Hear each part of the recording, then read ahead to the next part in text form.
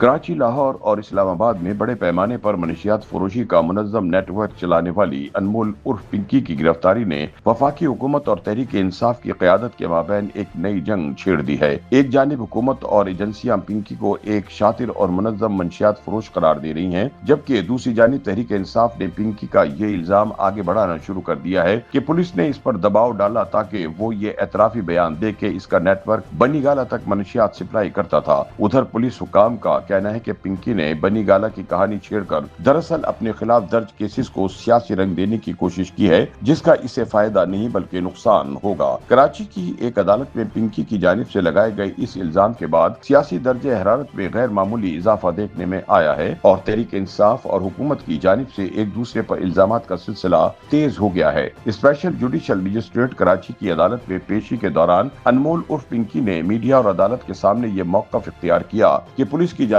سے اس پر دباؤ ڈالا جا رہا ہے کہ وہ عدالت میں یہ بیان دے کہ وہ ماضی میں بنی گالہ میں بھی منشیات کی سپلائی کرتی رہی ہے۔ اس نے الزام عائد کیا کہ پولیس اس سے اپنی مرضی کا بیان دلوانا چاہتی ہے تاکہ ایک سیاسی بیانیہ تشکیل دیا جا سکے۔ عدالت میں دیے گئے بیان میں پنکی نے کہا کہ اس کے خلاف 20 سے 25 مقدمات درج کرنے کی دھمکیاں دی جا رہی ہیں اور اسے کہا جا رہا ہے کہ سب کچھ قبول کرو ورنہ تمہاری فیملی کو بھی اٹھا لیا جائے گا۔ پولیس حکام کی جانب سے ایک شاطر عورت قرار دی جانے والی منشیات فروش پنکی نے دعویٰ کیا کہ مجھ پر بنی گالہ کے ایک رہائشی کا نام لینے کے لیے زور دیا جا رہا ہے۔ ملزمہ کے مطابق گرفتاری کے پہلے روز ہی اسے پولیس وین میں بتایا گیا تھا کہ عدالت میں کیسے چلنا اور کیا کہنا ہے۔ اس نے یہ بھی دعویٰ کیا کہ جس گھر سے اس کی گرفتاری ظاہر کی گئی وہ اس کی ملکیت ہی نہیں ہے۔ ملزمہ کے ان الزامات نے فوری طور پر سیاسی رنگ اختیار کر لیا۔ عمران خان کی جماعت تحریک انصاف کے آفیشل سوشل میڈیا اکاؤنٹس اور اس کے پارٹی رہنماؤں نے پنکی پر دباؤ کو حکومت کی جانب سے چلائی گئی انتقامی مہم کا حصہ قرار دیا ہے۔ پی ٹی آئی کا کہنا ہے کہ حکومت ایک منشیات کیس کو بنیاد بنا کر عمران اور ان کی جماعت کے خلاف ایک گھناؤنا اور منظم بیانیہ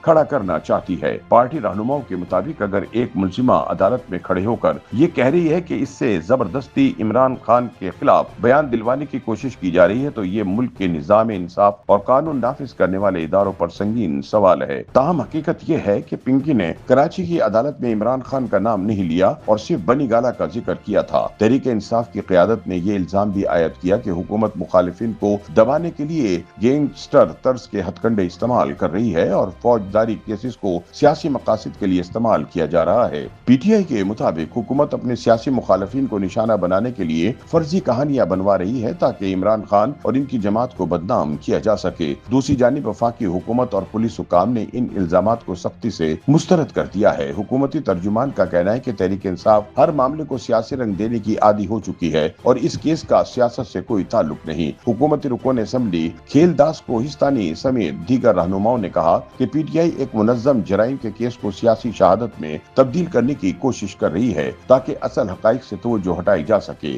ان کا کہنا ہے کہ بجائے کہ منشیات فروش پنکی جیسے گھناؤنے کرداروں کی مذمت کی جائے، تحریک انصاف کی قیادت اس کا دفاع کر رہی ہے۔ ادھر پولیس حکام کا کہنا ہے کہ انمول عرف پنکی ایک عام ملزمہ نہیں بلکہ 2014 سے کراچی، لاہور اور اسلام آباد تک پھیلے ایک بین الصوبائی منشیات نیٹ ورک کی رنگ لیڈر ہے۔ کراچی پولیس کے چیف کے مطابق ملزمہ کے قبضے سے بھاری مقدار میں قیمتی منشیات، اسلحہ اور کروڑوں روپے مالیت کے بینک اکاؤنٹس کی تفصیلات برآمد ہوئی ہیں۔ ان کا دعویٰ ہے کہ پنکی عدالت میں سیاسی ڈرامہ رچا کر نہ صرف تفتیش کا رخ موڑنا چاہتی ہیں بلکہ پی ٹی آئی کو پولیس کے خلاف استعمال کرنے کی کوشش بھی کر رہی ہیں۔ کیس کی تفتیش میں شامل ایک افسر کے مطابق ملزمہ ماضی میں بھی مختلف سیاسی شخصیات پر الزامات عائد کر چکی ہے اور اب وہ اسی حکمت عملی کے تحت بنی گالہ کا نام استعمال کر رہی ہے تاکہ میڈیا اور سیاسی حلقوں میں ہلچل پیدا کی جا سکے۔ پولیس حکام کا کہنا ہے کہ ان کے پاس ملزمہ کے خلاف اتنے مضبوط شواہد موجود ہیں کہ وہ کسی صورت قانون کی گرفت سے نہیں بچ سکے گی۔